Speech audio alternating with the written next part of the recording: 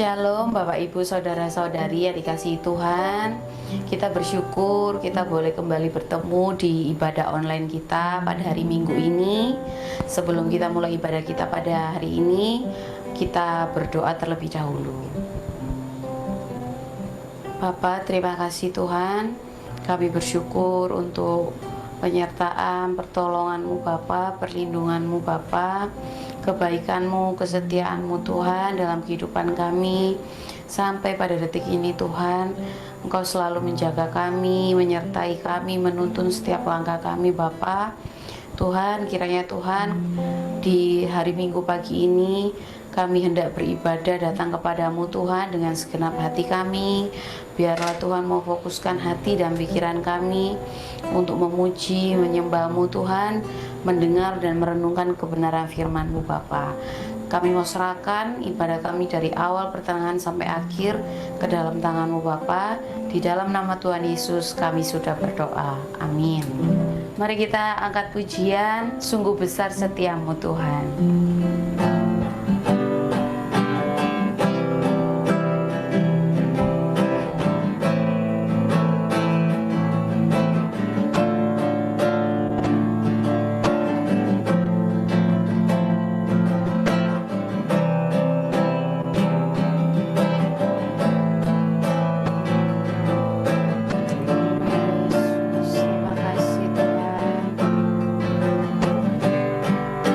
Sungguh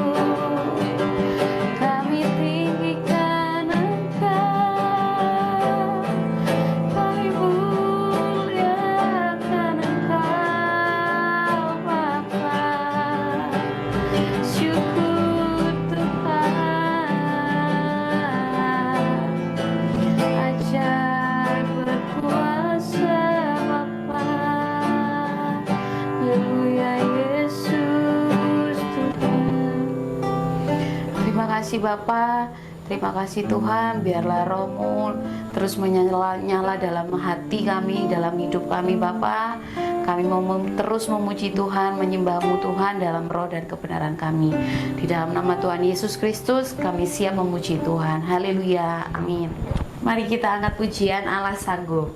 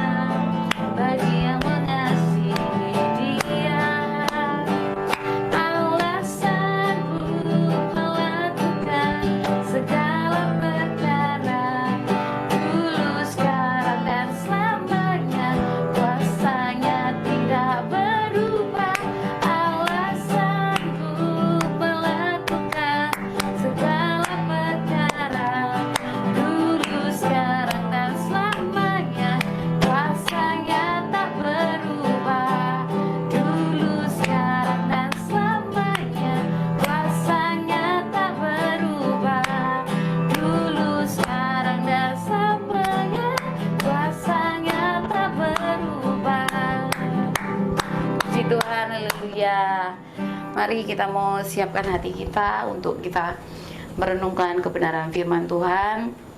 Kita mau fokuskan hati dan pikiran kita. Kita angkat pujian walau 1000 rupa.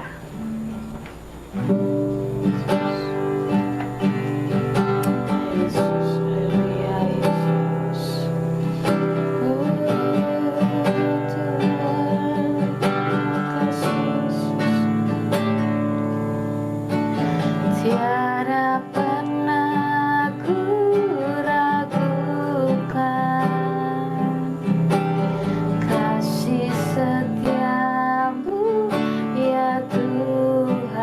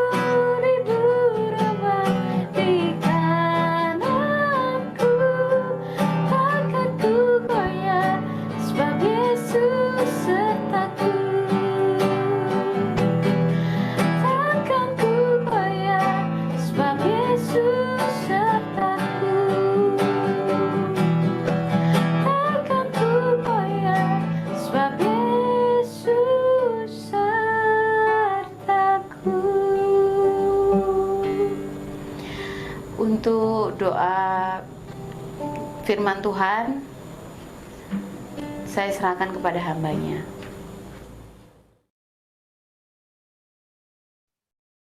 Mari kita berdoa. Bapa kami yang ada di dalam surga, kami datang kepadamu Tuhan. Kami mengucap syukur kalau saat ini kami masih boleh beribadah kepada Tuhan. Kami mengucap syukur Tuhan masih mau berbicara kepada kami. Kami mengucap syukur Tuhan masih mau menyatakan kasih dan kuasa-Nya di dalam kehidupan kami. Tuhan berfirman-Lah melalui firman-Mu, kami menyediakan hati kami membuka pikiran kami membuka hati kami, dan kami mau Tuhan sungguh-sungguh menjadi pelaku-pelaku firman Tuhan. Kami serahkan semuanya ini ke dalam tangan dan kuat kuasa-Mu, biar Tuhan saja yang berbicara kepada kami. Di dalam nama Tuhan Yesus Kristus kami berdoa dan kami mengucap syukur. Amin, amin, amin. Shalom, saudara-saudara yang kasih di dalam nama Tuhan. Apakah suara saya jelas? Jelas. Oke, terima kasih kalau begitu. Selama masa pandemi ini kita punya banyak sekali itu ya singkatan-singkatan. Kita kenal apa yang menjadi singkatan PPKM, kita kenal itu 3M, kita kenal 5M ya. Ada singkatan-singkatan baru selama masa pandemi ini.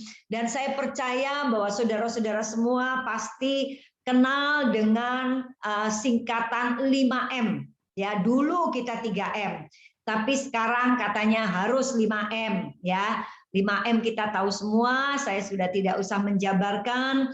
Nah, karena 5M ini masing-masing kita sudah hafal, itu sebabnya saya juga pada saat ini mau menyampaikan firman Tuhan mengenai 5M ya, 5M.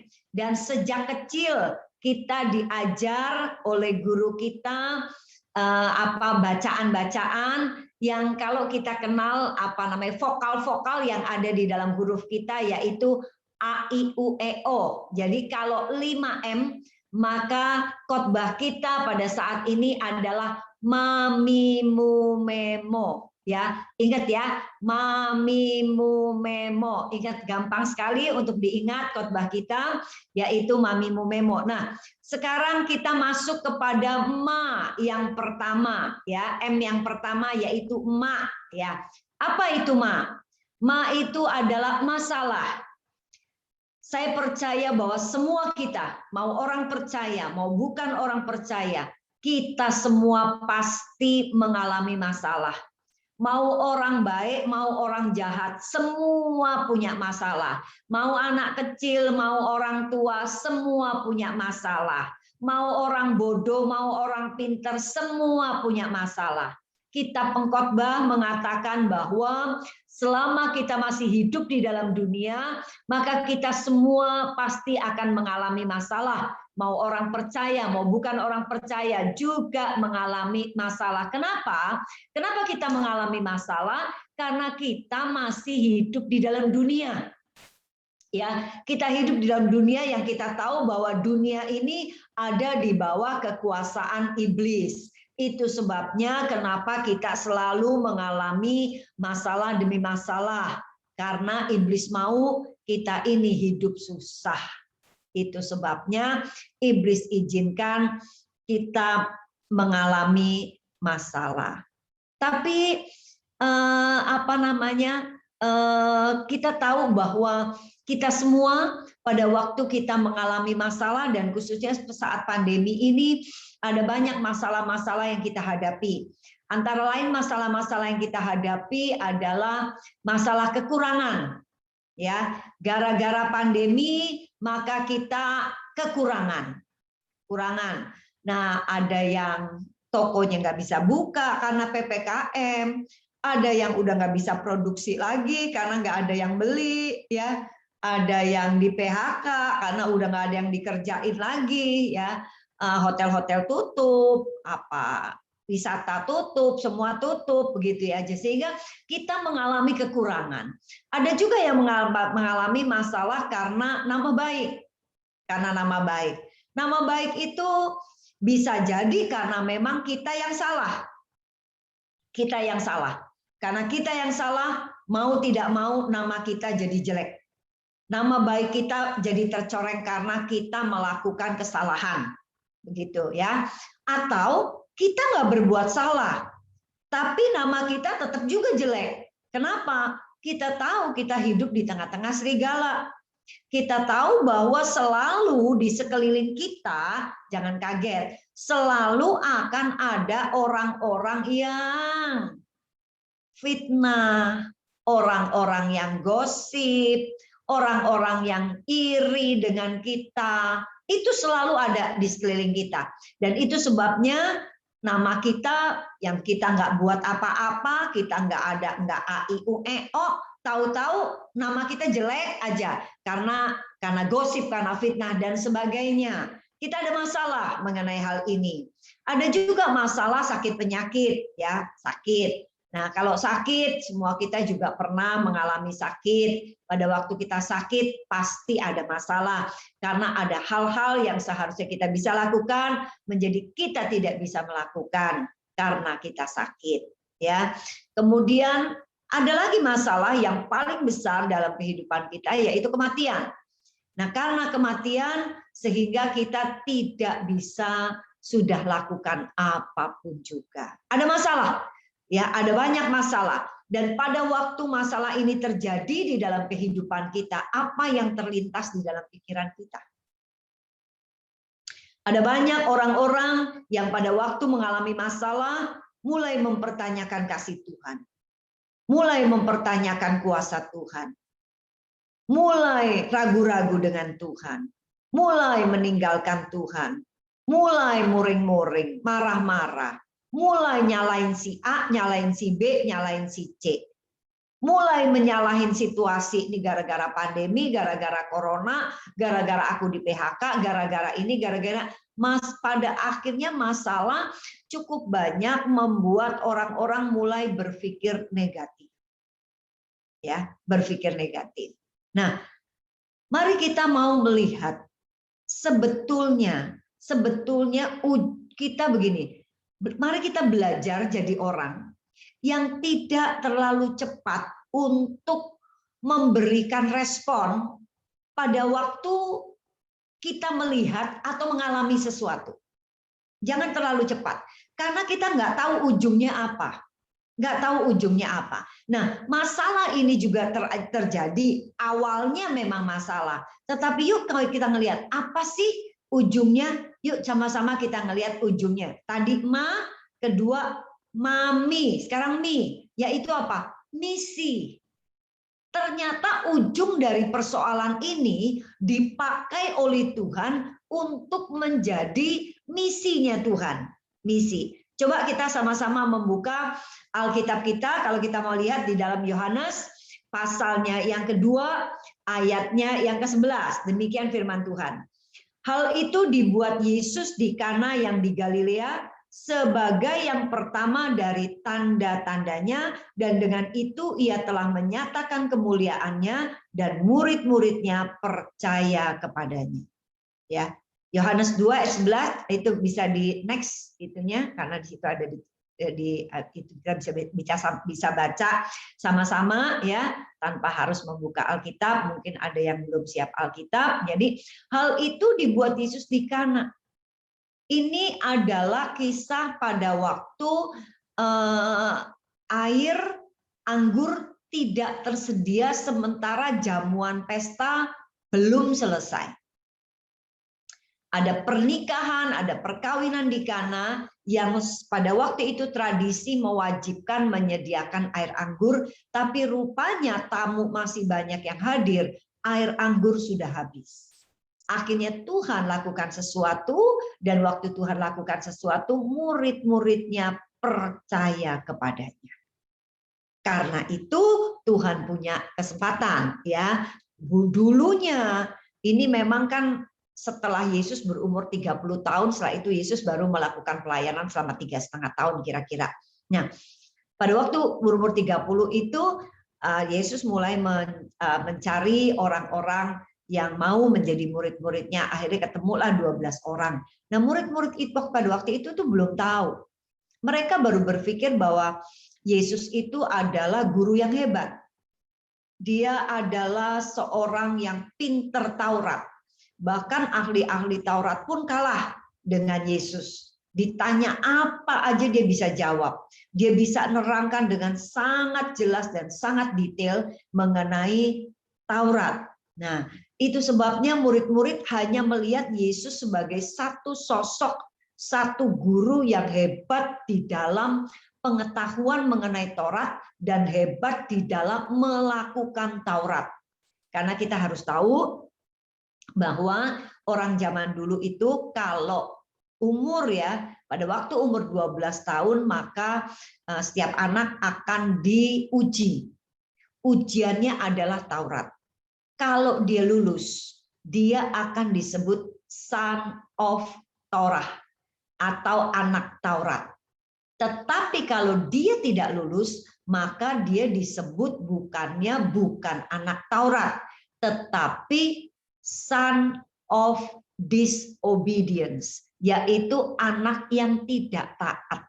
Jadi bicara soal Taurat ini bicara soal mengerti, memahami, sekaligus melakukan. Nah, Yesus itu dikenal sebagai orang sosok pribadi yang mengerti, memahami, dan melakukan Taurat. Tetapi murid-murid belum tahu kalau Yesus ternyata hebat luar biasa di dalam melakukan hal-hal yang dunia tidak bisa berikan.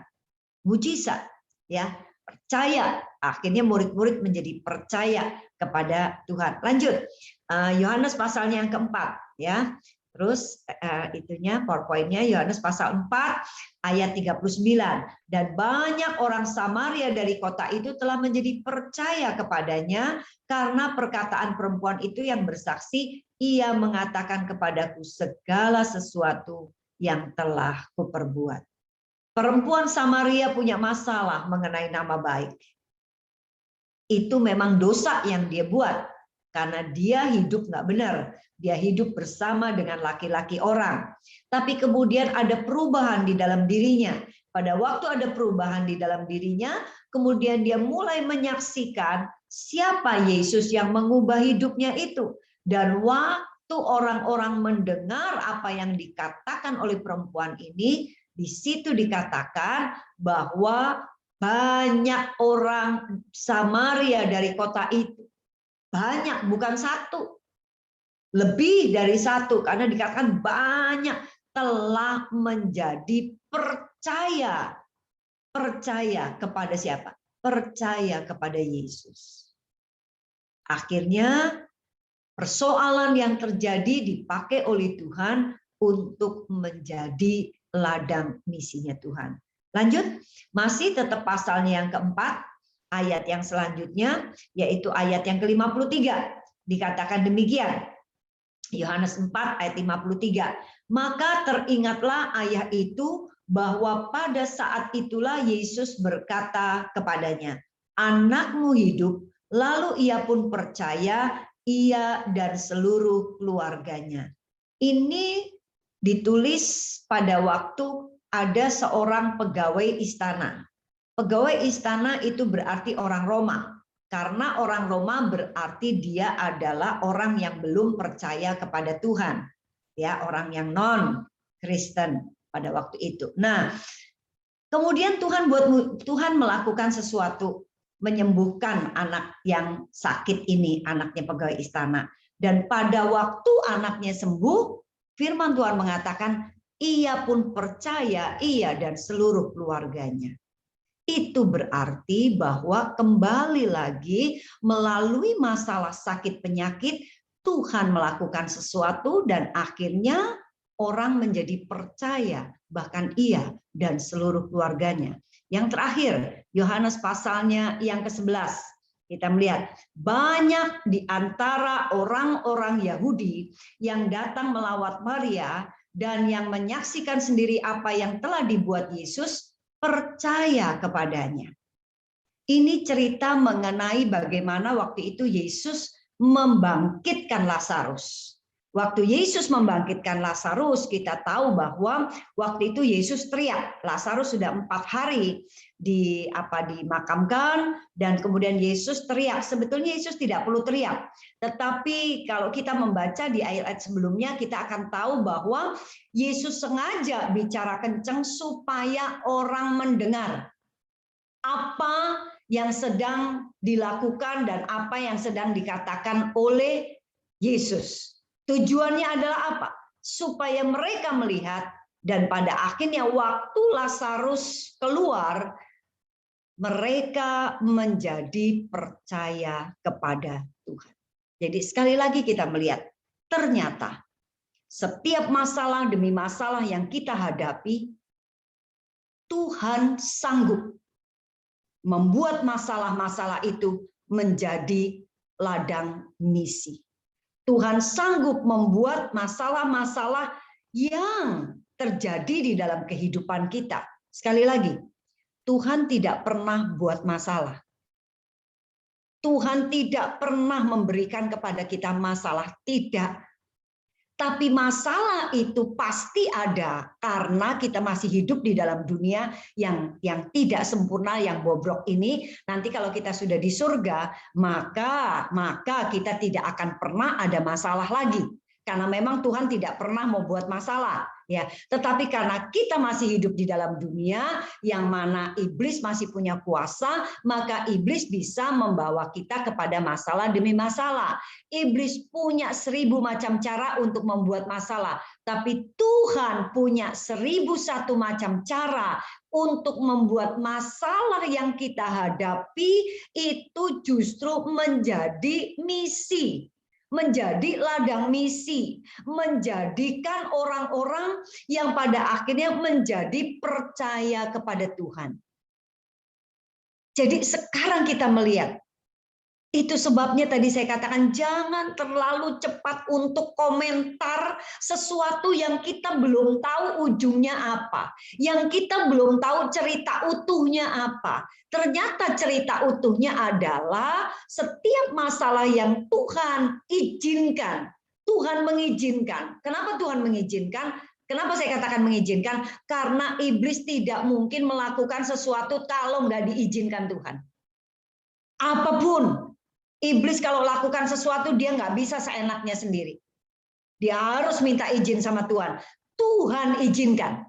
Jadi bukan Tuhan yang buat masalah, Tuhan izinkan. Nah, waktu Tuhan izinkan ini terjadi dalam hidup kita, ternyata Tuhan memakai masalah demi masalah ini justru untuk membuat dunia, membuat orang-orang menjadi percaya kepada Tuhan. Luar biasa. Kenapa? Kenapa kok orang-orang jadi percaya kepada Tuhan?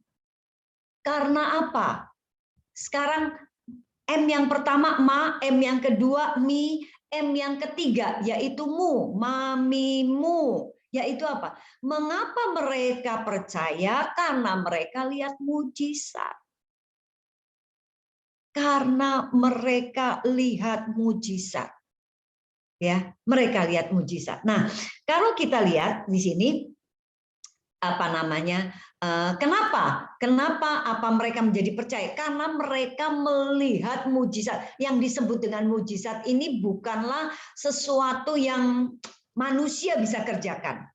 Tetapi ini adalah Tuhan yang bisa mengerjakan. Iblis juga bisa sih bikin mujizat, iblis bisa. Tetapi mujizat yang dilakukan iblis itu tidak sehebat mujizat yang dilakukan oleh Tuhan. Dan mujizat yang dilakukan oleh iblis namanya juga mujizat juga. Kita nggak punya istilah yang beda antara mujizat yang dilakukan oleh Tuhan dengan mujizat yang dilakukan iblis. Bahasa Indonesianya nggak ada perbedaan. Cuma kalau kita tahu yang dilakukan Tuhan itu jauh lebih dahsyat karena memang Tuhan jauh lebih dahsyat dari iblis. Karena iblis sendiri pun waktu itu kan sebetulnya dari malaikat yang diciptakan oleh Tuhan sendiri. Nah, dan tetapi ada bedanya lagi. Nah, Tuhan membuat mujizat itu dengan tujuan supaya apa? Supaya dunia menjadi percaya untuk kebaikan kita. Tetapi iblis tidak. Iblis kalau bikin mujizat tujuannya adalah untuk apa? Untuk memikat kita. memikat kita, dan setelah itu kita akan diikat oleh iblis, dan setelah kita diikat oleh iblis, kita akan disikat oleh iblis. Kita akan dihabiskan oleh iblis. Tetapi Tuhan berbeda. Dia buat mujizat supaya dunia mengenal Dia. Kalau kita bersama-sama melihat di dalam Yohanes pasal yang ke-20, ayat yang ke-30, kita akan melihat memang masih banyak tanda lain yang dibuat Yesus di depan mata murid-muridnya yang tidak tercatat dalam kitab ini, ayat 21. Tetapi semua yang tercantum di sini telah dicatat supaya kamu percaya bahwa Yesuslah Mesias Anak Allah, dan supaya kamu oleh imanmu memperoleh hidup dalam namanya. Jadi kita lihat di sini ada banyak mujizat yang Tuhan buat. Tetapi nggak semua ditulis. Tetapi semua yang ditulis di sini ini udah dicatat.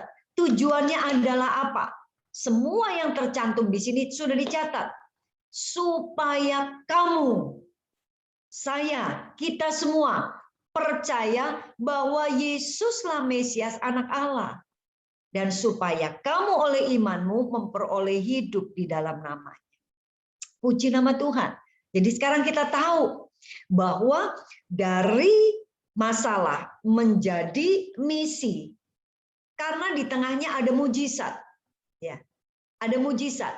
Dari mujizat ini sebetulnya apa? Tuhan punya masalah ini dipakai oleh Tuhan menjadi sarana penyataan kemuliaan Allah. Sarana penyataan kemuliaan Allah. Tuhan buat mujizat.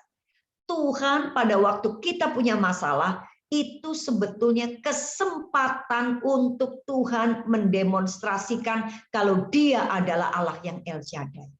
Waktu kita kekurangan, Tuhan punya kesempatan untuk mendemonstrasikan, untuk menyatakan kemuliaannya bahwa Dia adalah Allah yang Yehova Jireh, Allah yang menyediakan. Waktu kita sakit, itu sebetulnya adalah kesempatan buat Tuhan untuk mendemonstrasikan bahwa Dia adalah Allah yang Yehova Rafa, Allah yang menyembuhkan.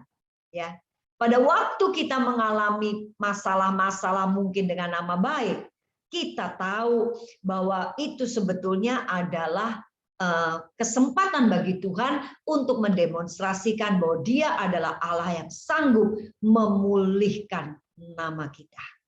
Allah yang sanggup untuk mengangkat kita semua. Amin. Jadi kita melihat di sini, skenarionya ada di tangan Tuhan. Produsernya adalah Tuhan. Kita ini cuma pelaku.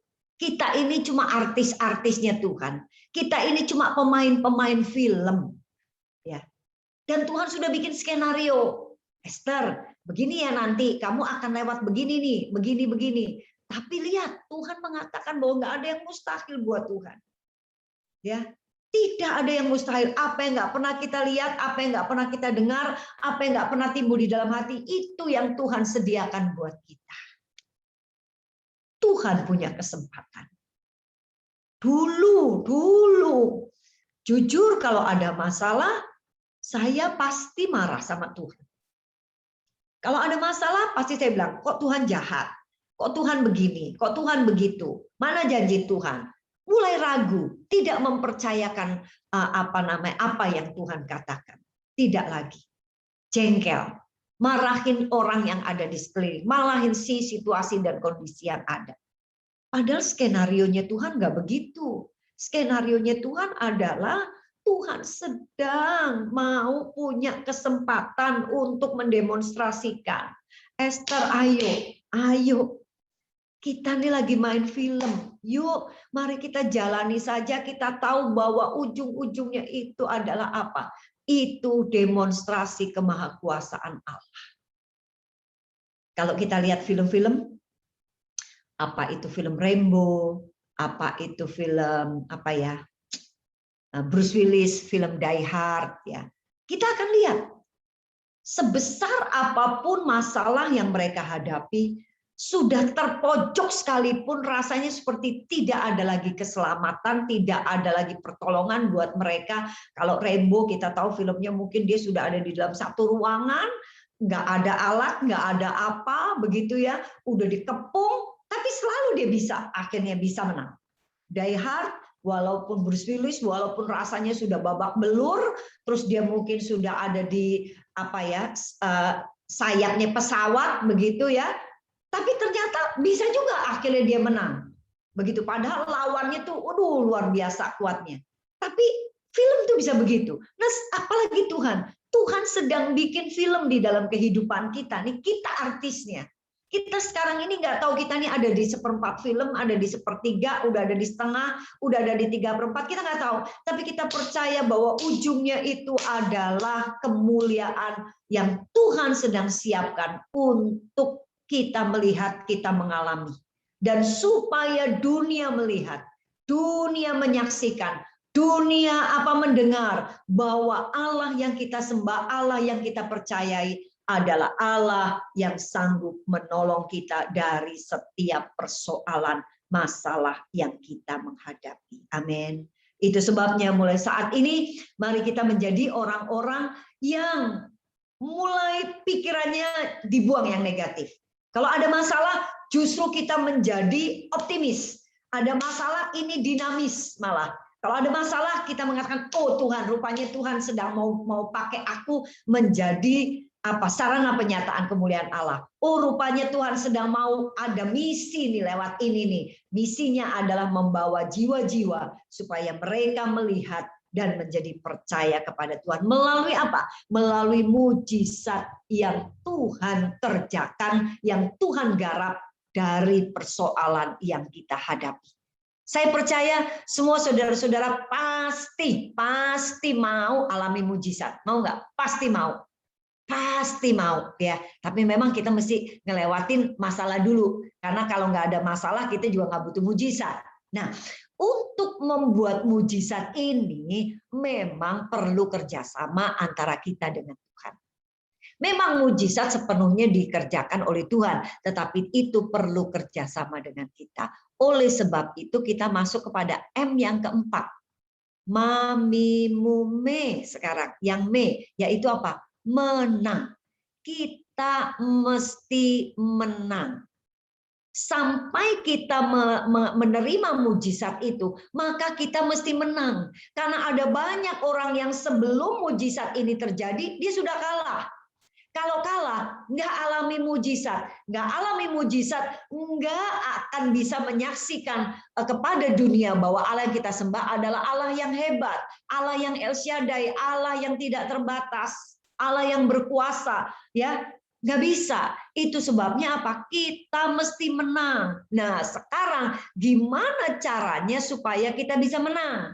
Nah, kita bisa menang yang pertama yaitu kita mesti percaya sama Tuhan. Kita mesti percaya.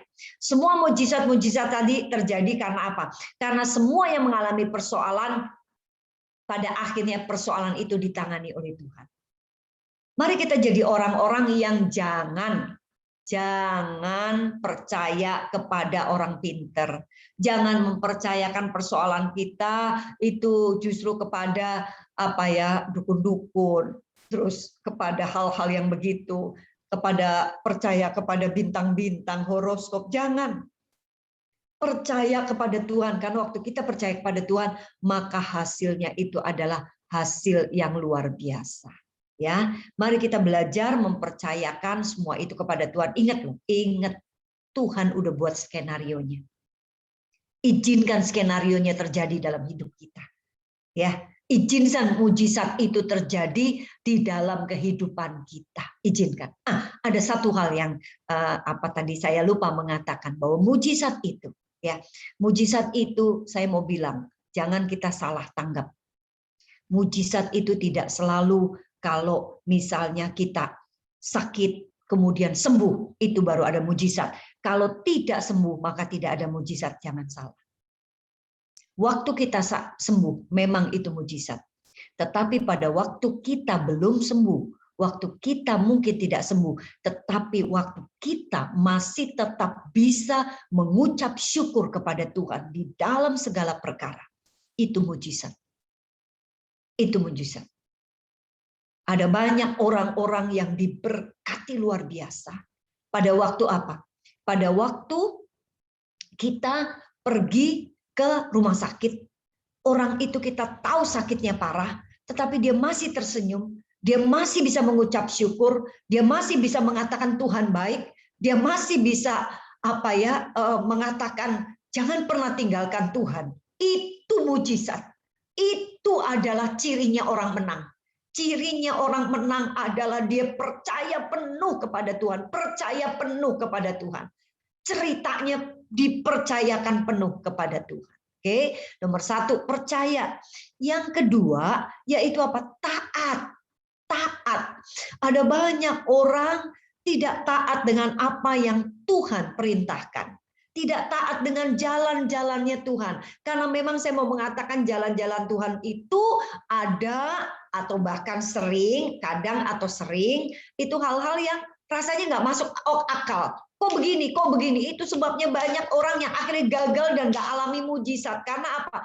Mereka ambil alih. Tadinya diserahin, waktu diserahin, tapi waktu Tuhan oke bengkok kiri, oke bengkok kanan, sekarang jalan 2 langkah, sekarang ini kita mulai pikir kok begini, kita mulai ambil alih karena rasanya apa? Tidak masuk akal. Pada waktu kita mulai ambil alih, berarti kita nggak percayakan itu kepada Tuhan, berarti kita nggak taat itu kepada Tuhan, maka mujizat gagal kita alami. Kita tidak akan masuk kepada kemenangan itu sendiri. Kalau kita mau menang, taat. Walaupun logika mengatakan, mosok sih, sudah taat saja. Orang taat pasti akan mengalami kemenangan dan mengalami mujizat bersama dengan Tuhan. Taat saja. Kalau saya mau menceritakan mengenai kisahnya Tuhan di dalam kehidupan saya, ya, yang namanya His story, yaitu ceritanya Tuhan di dalam kehidupan saya, bukan ceritanya Esther, tetapi ceritanya Tuhan di dalam kehidupan Esther. Pada waktu taat, rasanya kalah, rasanya nggak masuk logika, rasanya amblas nih, tapi ternyata waktu taat, kemuliaan Tuhan itu dinyatakan dengan luar biasa. Yuk, yang belum mengalami mujizat bersama dengan Tuhan, kita mau belajar. Kita mau belajar meraih kemenangan dengan apa? Percayakan, taat, dan yang ketiga, sabar. Sabar sama Tuhan. Nah, memang kemajuan teknologi membuat kita menjadi orang nggak sabar. Kita jadi orang yang nggak sabar.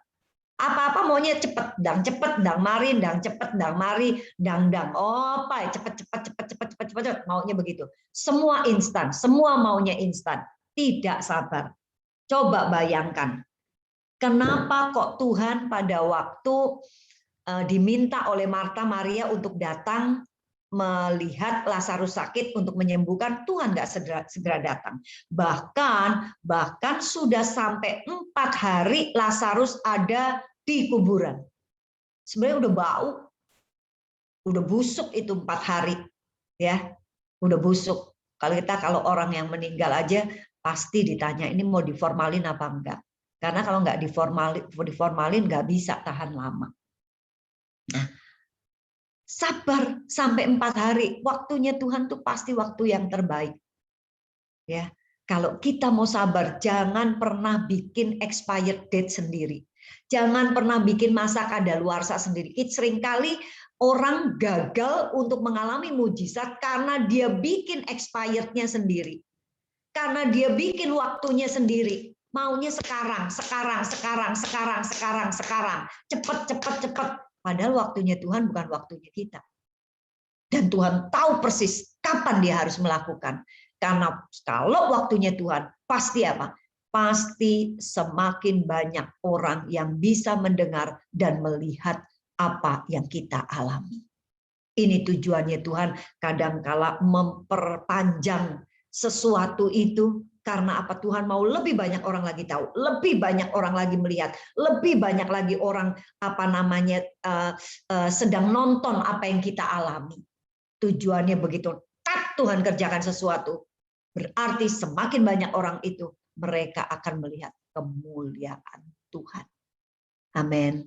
Itu sebabnya yuk Kita mau menang bersama dengan Tuhan. Dan yang terakhir, mamimu memo, mo apa? Yaitu monggo. Monggo, jadikan, next itunya PowerPoint-nya, monggo jadikan setiap masalah demi masalah yang terjadi di dalam kehidupan kita menjadi apa? Menjadi ladang misi. Menjadi ladang misi. Ya, coba kita lihat. Siapa yang nggak punya masalah? Semua punya masalah. Perhatikan. Sebetulnya ada berapa banyak jiwa yang bisa kita bawa kepada Tuhan. Kalau kita menjadi orang-orang yang tahu sebetulnya ini loh maksudnya Tuhan. Ternyata setiap masalah yang terjadi dalam hidup kita, ternyata Tuhan itu sedang punya misi. Karena apa? Disitulah, lewat masalah lah, Tuhan punya kesempatan buat mujizat. Itu sebabnya yuk menang bersama dengan Tuhan. Saya mau saksikan gereja saya di Bali ada banyak orang-orang menjadi percaya kepada Tuhan dari yang belum percaya sama sekali, yang bukan mengenal Tuhan, tetapi pada akhirnya menjadi mengenal Tuhan karena mereka apa? Melihat mujizat. Dan mujizat selalu diawali dengan masalah. Dan untuk mencapai mujizat, maka kita mesti menang. Untuk menang itu berarti percayakan, tak kepada Tuhan saja, taat kepada Tuhan, dan sabar menunggu waktunya Tuhan. Saudara yang terkasih di dalam Tuhan, Tuhan yang kita sembah, Tuhan yang luar biasa. Biarlah melalui firman Tuhan saat ini, kita pada akhirnya semakin melihat hikmat Tuhan luar biasa. Hikmat Tuhan luar biasa. Iblis boleh punya rancangan menjatuhkan kita lewat masalah. Tapi ingat, Tuhan yang kita sembah. Tuhan yang saat ini kita sanjung dan kita tinggikan. Dia mampu membuat setiap masalah demi masalah yang kita menghadapi menjadi misi, menjadi kemuliaan Tuhan yang pada akhirnya orang-orang menjadi percaya kepada Tuhan. Kalau hari ini Tuhan belum memanggil kita, karena Tuhan masih mau buat mujizat dalam hidup kita. Kalau hari ini Tuhan belum panggil kita, karena Tuhan masih mau memakai kita menjadi lakon-lakon film-filmnya Tuhan. Supaya apa? Semakin lebih banyak lagi orang-orang yang belum percaya menjadi percaya kepada Tuhan. Asalkan kita mau dipakai oleh Tuhan. Asalkan kita mau menjadi orang-orang yang percaya, taat, dan sabar menunggu waktunya Tuhan. Mari bersama-sama kita akan tundukkan kepala. Bapa kami yang ada di dalam surga, ampuni kami Tuhan, kalau selama ini kami salah menilai Engkau. Kalau selama ini kami menilai setiap masalah demi masalah dengan pikiran kami yang pendek ini. Tapi ternyata Tuhan yang kami sembah, Tuhan yang luar biasa. Tuhan yang penuh dengan hikmat. Tuhan yang dalam sekali rancangan-rancangannya. Dan Tuhan yang luar biasa. Tuhan sanggup mengubah setiap masalah-masalah yang kami hadapi menjadi sarana mujizat. Menjadi sarana penyataan kemuliaan Allah, agar dunia pada akhirnya melihat bahwa Allah yang bersama-sama dengan kami, Allah yang dahsyat. Allah yang bersama-sama dengan kami, Allah yang El Shaddai. Allah yang bersama-sama dengan kami adalah Allah yang Yehova Rafa, Allah yang Yehova Jireh, Allah yang Yehova Nisi, Allah yang segalanya. Oh luar biasa, terima kasih Tuhan, terima kasih, terima kasih. Pakai kami Tuhan menjadi alat-Mu. Kami memang tidak meminta masalah. Tapi jika Tuhan izinkan kami mengalami semua itu, Tuhan sedang mau pakai kami. Terima kasih Tuhan. Terima kasih Engkau mempercayakan kami. Siapakah kami ini Tuhan? Sampai kami diajak kerjasama oleh Tuhan. Satu hal yang kami mau. Saat ini mungkin kami punya masalah. Dan pada waktu kami mengalami masalah ini, kami mau Tuhan minimal ada satu jiwa yang kami bisa bawa bagi Engkau. Ada satu jiwa yang kami bisa saksikan bahwa Allah yang kami sembah adalah Allah yang luar biasa. Kami mau pakai apa yang ada pada kami untuk menyaksikan kebesaran Tuhan. Kami mau memakai HP, mau memakai media sosial yang kami miliki untuk menyatakan kebesaran nama Tuhan lewat persoalan yang Tuhan izinkan terjadi dalam hidup kami. Terima kasih Tuhan untuk kebenaran-Mu. Di dalam nama Yesus kami berdoa, kami mengucap syukur. Amin.